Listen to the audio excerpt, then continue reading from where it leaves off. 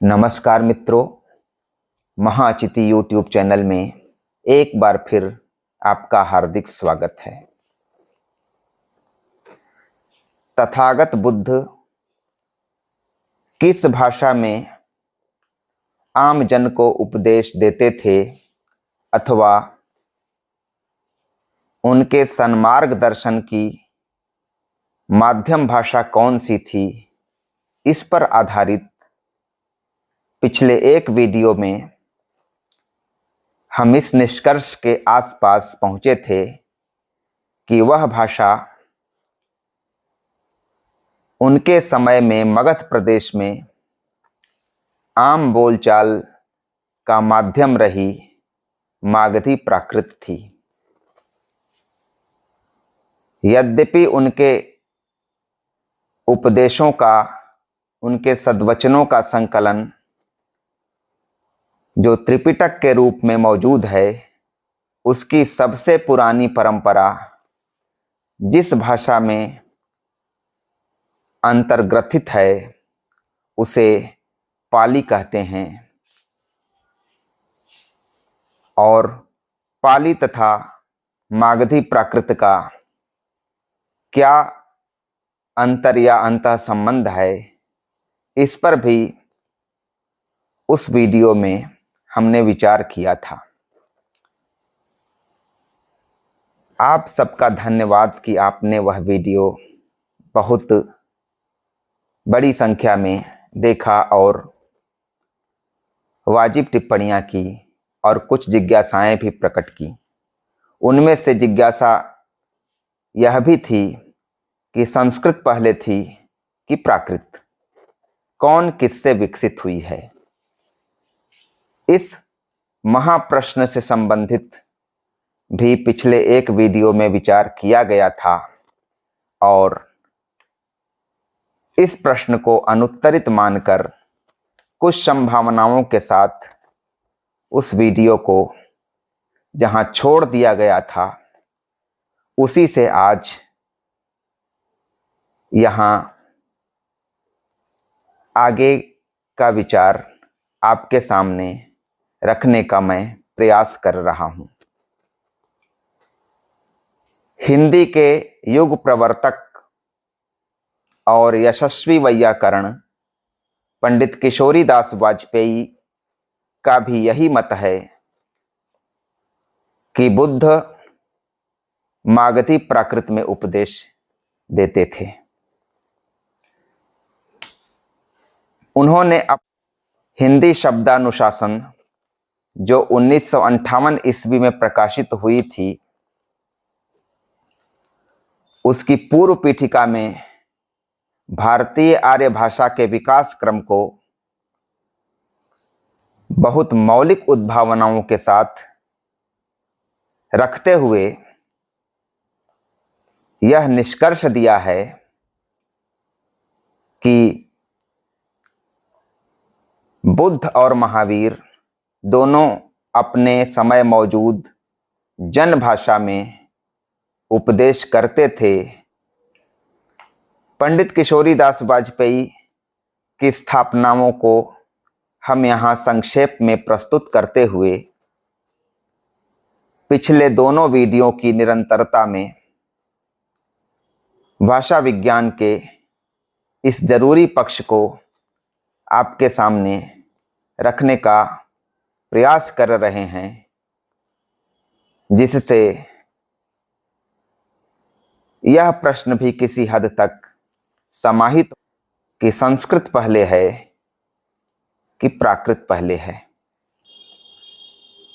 आप में से कई ने भाषा विज्ञान पाठ्यक्रम से संबंधित हिंदी में ऐसी किताबें देखी होंगी जिनमें भारतीय आर्य भाषा का वंश वृक्ष कुछ इस रूप में तैयार किया जाता है कि पहले वैदिक संस्कृत को रखते हैं, उससे बाद उससे लौकिक संस्कृत को उत्पन्न बतलाते हैं और फिर उससे पाली को उत्पन्न बताते हैं और फिर पाली से प्राकृत को उत्पन्न बताते हैं और प्राकृत से फिर अपभ्रंश और अपभ्रंश से फिर आधुनिक भारतीय आर्य भाषाएं, जिनमें हिंदी भी एक है। मोटे तौर पर देखा जाए तो यही प्रारूप महाविद्यालयों, विश्वविद्यालयों से निकले विद्यार्थियों या प्रतियोगी परीक्षा में बैठे या बैठ रहे अभ्यर्थियों के मस्तिष्क में बद्धमूल होता है। इससे कहना नहीं होगा कितनी भारी असंगति फैलती है। एक तो जिसे प्राकृत कहा जा रहा है, आशय उनका होता है उन्हीं के प्रारूप के अनुसार दूसरी अवस्था की प्राकृत, जिसमें गाहक सप्तशई या सेतुबंध जैसे काव्य लिखे गए, जिन्हें साहित्यिक प्राकृत का नाम दिया जाता रहा है, तो वह साहित्यिक प्राकृत उनके प्रारूप के अनुसार पाली से विकसित हुई है। यह भी कितना बड़ा भ्रम है। हमने पिछले 2 वीडियो में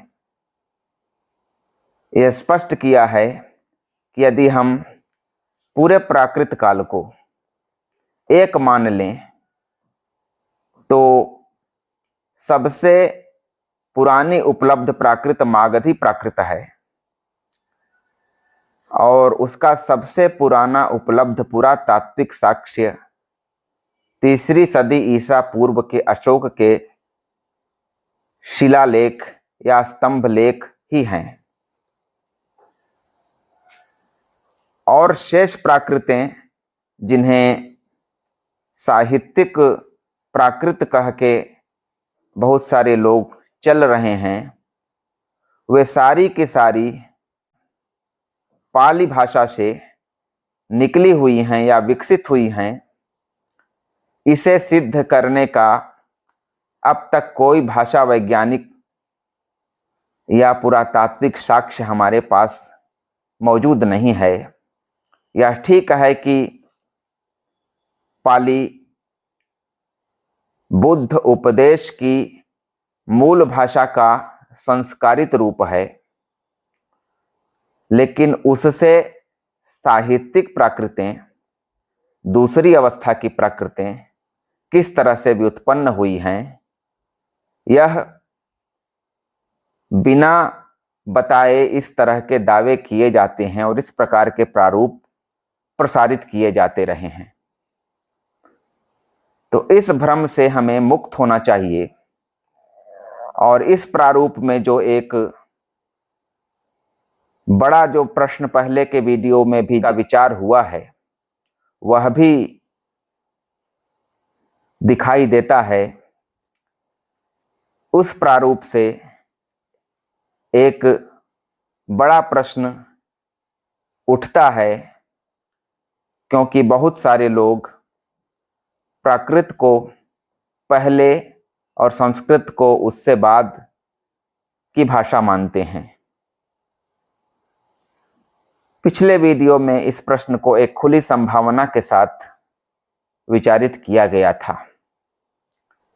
किशोरी दास वाजपेयी के द्वारा हिंदी शब्दानुशासन में जो प्रस्तुत विचार प्रारूप है, उसके अनुसार हम उसी बात को आगे बढ़ाते हैं। वाजपेयी जी ने जो भारतीय आर्य भाषा का विकास प्रारूप प्रस्तुत किया है, उसके अनुसार सबसे पहले एक आद्य भारतीय आर्य भाषा है, जिसे वे मूल भाषा भी कहते हैं, और उसके 2 रूप निकलते हैं। एक तो उसका साहित्यिक रूप जो वेद में प्रकट होता है, और दूसरा जन सामान्य में उसके समानांतर आम जन की बोलचाल वाला रूप जिसे वे प्राकृत कहते हैं। फिर वे यह भी स्पष्ट करते हैं कि मूल भाषा या आद्य भारतीय आर्य भाषा भी तत्वतः प्राकृत ही है, लेकिन उसे प्राकृत नाम देने से वे इस कारण बचते हैं क्योंकि जब तक संस्कृत नाम किसी भाषा का न आए तब तक प्राकृत नाम कैसे दे सकते हैं। तो वे मूल भाषा या आद्य भारतीय आर्य भाषा के दो रूपों में से एक को, जो वेद में आई हुई भाषा है यानी वैदिक कालीन साहित्यिक भाषा है, जिसे वे प्रथम संस्कृत भी कहते हैं, तब वे उसके समानांतर लोक में प्रचलित जनसाधारण की भाषा को प्राकृत कहते हैं। प्राकृत शब्द का अर्थ स्पष्ट करते हुए वे उसे जनसाधारण से जोड़ते हैं। रामचरितमानस में भी प्राकृत शब्द को जनसाधारण के अर्थ में इस्तेमाल किया गया है, जैसे किन्हें प्राकृत जन गुण गाना। तो प्राकृत मतलब जनसाधारण की भाषा, और साहित्यिक रूप यदि वह ले ले तो वही है संस्कृत। और इस प्रकार पहली संस्कृत ऋग्वेद आदि चारों वेदों की संस्कृत है। फिर वे उसकी अगली कड़ी, उसका अगला विकास द्वितीय संस्कृत के रूप में देखते हैं, जो ब्राह्मण और उपनिषद ग्रंथों की भाषा है। और फिर उसका अगला विकास तृतीय संस्कृत के रूप में देखते हैं, जिसे लौकिक संस्कृत कहते हैं, जो वाल्मीकि रामायण, महाभारत, कालिदास आदि के काव्यों की भाषा है। और उसी भाषा को पाणिनि ने व्यवस्थित करके युग युग के लिए बोधगम्य बनाया। और पाणिनि का ही यह प्रताप है वाजपेयी जी के अनुसार कि उनके व्याकरण के कारण उस भाषा को या उस भाषा में लिखित साहित्य की लंबी परंपरा को हम आज भी रसास्वादित कर रहे हैं। वाजपेयी जी का कथन है, प्राकृत जनों की बोलचाल की भाषा से साहित्य की भाषा में कुछ अंतर आ ही जाता है। एक ही भाषा है पर अंतर है। एक रूप को संस्कृत या शिष्ट साहित्यिकों की भाषा कहेंगे, दूसरे रूप को प्राकृत या साधारण जनों की भाषा।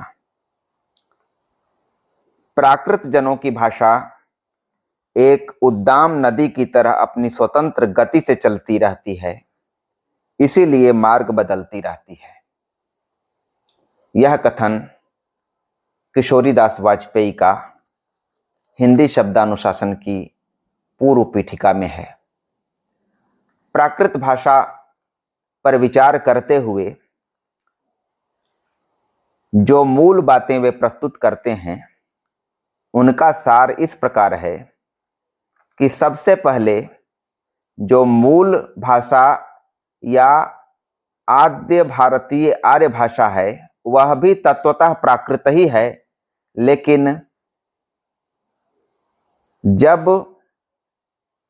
पहली संस्कृत यानी वैदिक संस्कृत प्रकट हुई, तब उसके समानांतर जो जनसाधारण की भाषा या प्राकृत जनों की भाषा है उसे प्राकृत कहना वाजिब होगा। तो वही पहली प्राकृत है वाजपेयी जी के अनुसार। और उस प्राकृत की अगली अवस्था है बुद्ध की कई सदियों पहले से लेकर बुद्ध की कई सदियों बाद तक मौजूद भाषा। और उस भाषा के वे तीन रूप मानते हैं। एक जो जनसाधारण में प्रचलित रूप है, यानी जो जनभाषाई रूप है, और दूसरा उसी भाषा का साहित्यिक संस्कारित रूप जिसे त्रिपिटक में अपनाया गया, जिसे पाली कहा गया, और उसी समय उस भाषा का एक कृत्रिम और बनावटी जैसा रूप भी वे मानते हैं, जिसे आमतौर पर साहित्यिक प्राकृत कहने की चाल है। खासकर जैन कवियों द्वारा प्रयुक्त जो भाषा है, जो उनके काव्यों में आई हुई प्राकृत है, उसमें वे बनावटीपन देखते हैं। उसी प्राकृत का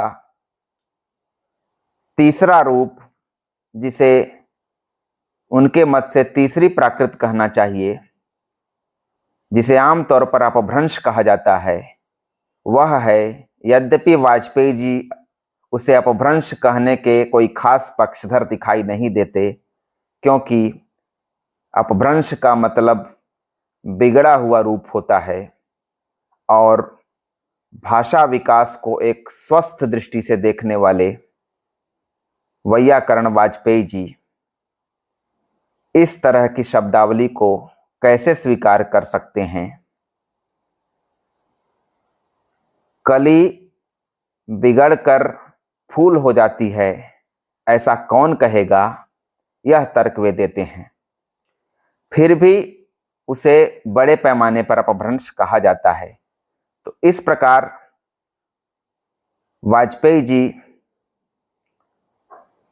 के मंतव्यों को हम इकट्ठा करें तो इस तरह से कुछ कह सकते हैं कि वेद की रचना के पहले एक मूल भाषा जो मौजूद रही, जो जनभाषा रूप थी, वह भी तत्वतः प्राकृत ही है, लेकिन हम प्रथम प्राकृत कहते हैं वेद भाषा के समानांतर मौजूद जनभाषा को, और फिर उसका अगला विकास यानी द्वितीय प्राकृत है गौतम बुद्ध की कई सदियों पहले से लेकर उनकी कई सदियों बाद तक की प्राकृत, जिसमें वे एक जनभाषाई रूप मानते हैं, एक उसका परिसंस्कारित साहित्यिक रूप जिसे पाली कहा जाता है, और एक प्राकृत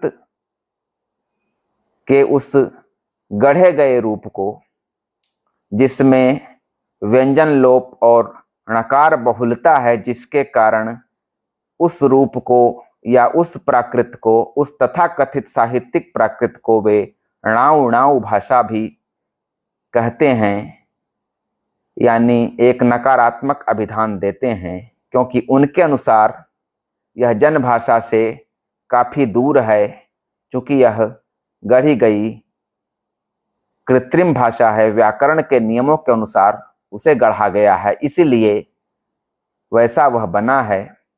जनता में सहज रूप से मौजूद न वाले वर्ण, न वर्ण की जगह उनमें जानबूझकर ण वर्ण लाया गया है, इसीलिए वे इसे णाउ भाषा कहते हैं, जिसका उच्चारण भी कठिन होता है और श्रवण भी कटु होता है।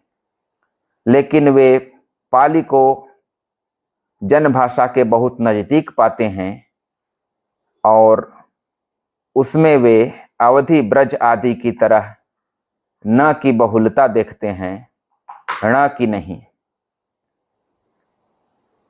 और ये दूसरी अवस्था की प्राकृतें हैं, दूसरी प्राकृत हैं। तीसरी प्राकृत वे अपभ्रंश नामक भाषाएं हैं, जिनसे आधुनिक भारतीय आर्य भाषाओं का विकास हुआ। उनके विभिन्न प्रकार के प्रादेशिक भेदों से विभिन्न प्रकार की आधुनिक भारतीय आर्य भाषाएं, जिनमें खड़ी बोली हिंदी भी एक है, विकसित हुई। तो आज के वीडियो में यहीं तक। उम्मीद है कि इस विषय को जारी रखते हुए जल्द ही एक नया वीडियो लेकर मैं आपके समक्ष उपस्थित होऊंगा। तब तक के लिए नमस्कार।